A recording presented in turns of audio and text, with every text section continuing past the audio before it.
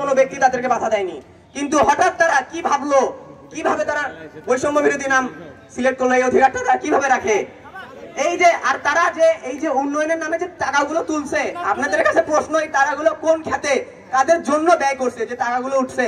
দেওয়ান তাদের সাথে যুক্ত যারাই ছিল, আমাদের আপনার দিবস ভাইকে আমরা একটা দেওয়া হয়েছে, ওইখানে সবকিছু আমাদের এভিডেন্স আছে, আমরা কোনো প্রমাণ ছাড়া এখানে আসি নাই।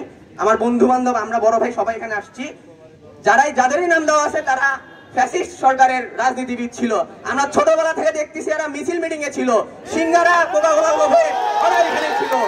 তাই আমি চাই, একটু আগে দেখতে পাচ্ছেন ওকে ঘাট ধাক্কাও দিয়ে এখানে বের করে দেওয়া আছে, এই কারণ না কারো বিরুদ্ধে আমরা এখানে আসি নাই, আমরা আসছি এই সিন্ডিকেটটা এখানে দূর করার জন্য। তাই আমাদের সবার পক্ষ থেকে রিকোয়েস্ট, অন্তত এই রিকোয়েস্ট গুলো আমরা রাখতে হবে। আর দীপ্ত ভাইয়ের যে বিষয়টা, এই বিষয়টা অনেক অনেক গুরুত্বপূর্ণ ভাবে দেখতে হবে। আমি বেশি কথা বলবো না, সবাইকে ধন্যবাদ।